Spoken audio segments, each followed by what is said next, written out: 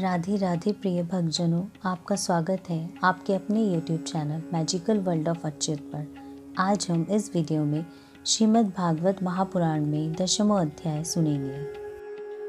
शौनक जी ने पूछा, धार्मिक शिरोमणि महाराज युधिष्ठिर ने अपनी पैतृक संपत्ति को हड़प जाने के इच्छुक आतताइयों का नाश करके अपने भाई बंधु के साथ किस प्रकार से राज्य शासन किया और कौन कौन से काम किए, क्योंकि भोगों में तो उनकी प्रवृत्ति ही नहीं थी।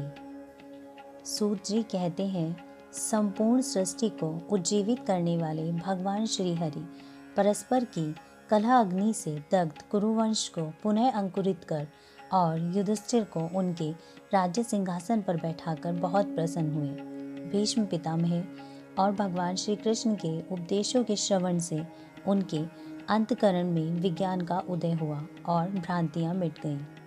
भगवान के आश्रय में रहकर वे समुद्र पर्यंत सारी पृथ्वी का इंद्रदेव के समान शासन करने लगे।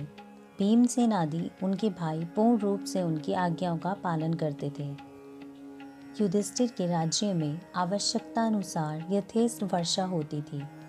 पृथ्वी में समस्त अभीष्ट वस्तुएं पैदा होती थी और प्रसन्न रहती थी।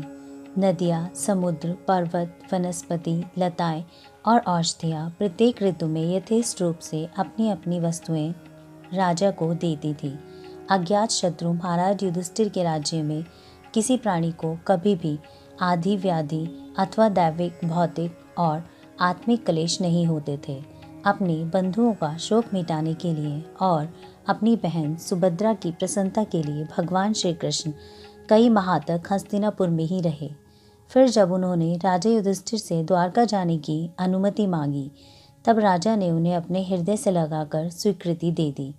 भगवान उनको हृदय से लगाकर रथ पर सवार हुए। कुछ लोगों ने उनका आलिंगन किया और कुछ ने प्रणाम। उस समय सुभद्रा, द्रौपदी, कुंती, उत्तरा, गांधारी, धृतराष्ट्र, युयुत्सु, कृपाचार्य, नकुल, सहदेव, भीम, धौम्य और सत्यवती आदि सब मूर्छित से हुए जा रहे थे। वे श्री कृष्ण का विरह नहीं सह सके। भगवत भक्त सत्पुरुषों के संग से जिसका दुसंग छूट गया, वह विचारशील पुरुष भगवान के मधुर मनोहर सुयश को एक बार भी सुन लेने पर फिर उसे छोड़ने की कल्पना भी नहीं कर सकता।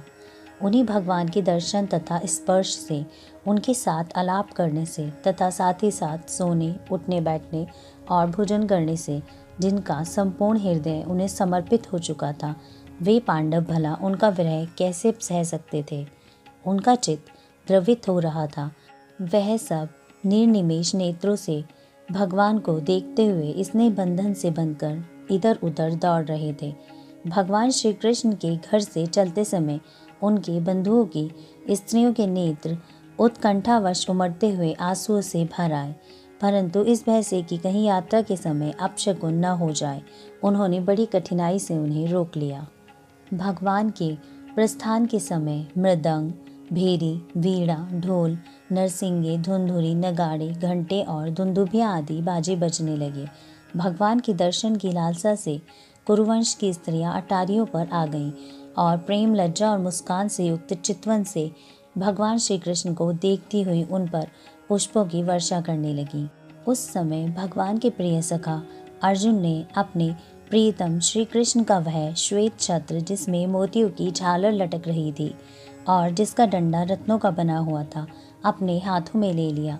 उद्धव और सात्यकी बड़े विचित्र चंबर डुलाने लगे। मार्ग में भगवान श्री कृष्ण पर चारों ओर से पुष्पों की वर्षा हो रही थी। बड़ी ही मधुर झांकी थी।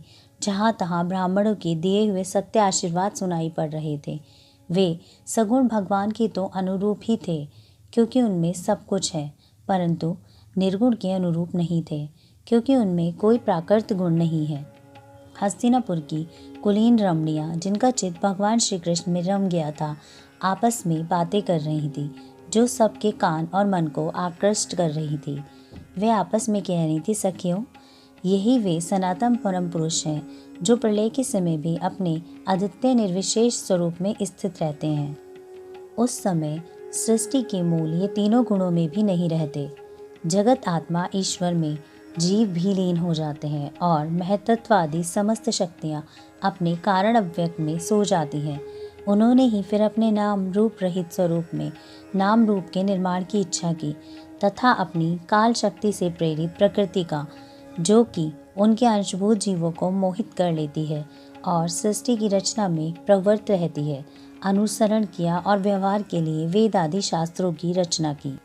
इस जगत में जिसके स्वरूप का साक्षात्कार जितेंद्रिय योगी अपने प्राणों को वश में करके भक्ति से प्रफुल्लित निर्मल हृदय में किया करते हैं, ये श्री कृष्ण वही साक्षात पर ब्रह्मा है।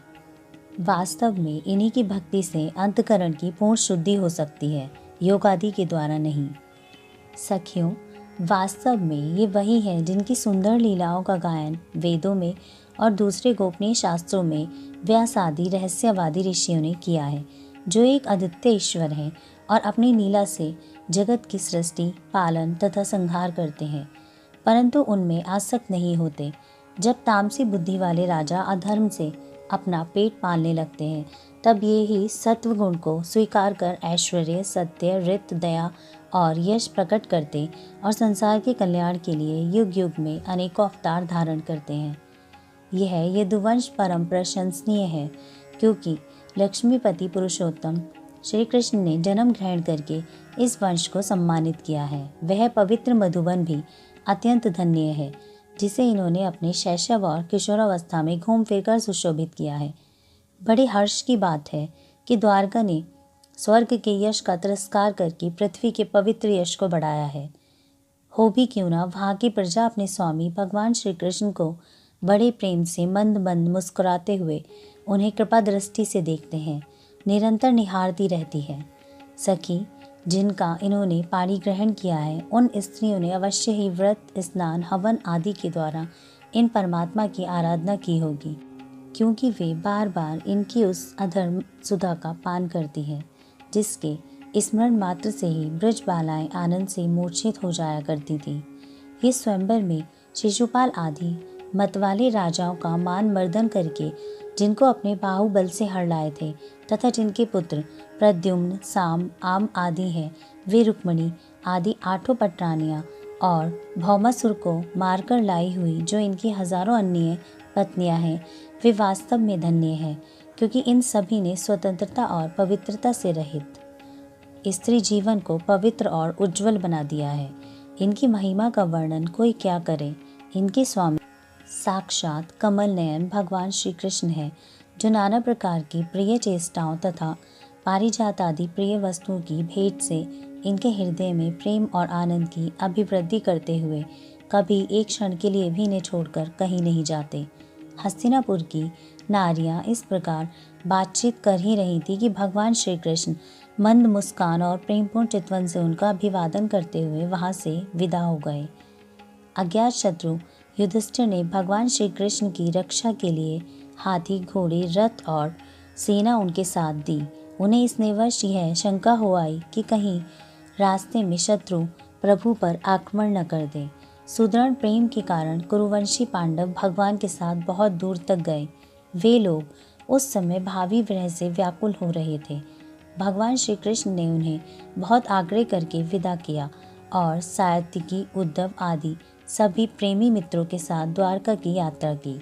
शौनक जी वे कुरुंजागल, पांचाल, शूरसेन, यमुना के तटवर्ती प्रदेश, ब्रह्मावर्त, कुरुक्षेत्र, मत्स्य और मरुधन देश को पार करके सौवीर और अभीर देश के पश्चिम आनर्त देश में आए। उस समय अधिक चलने के कारण भगवान के रथ के घोड़े कुछ थक गए थे।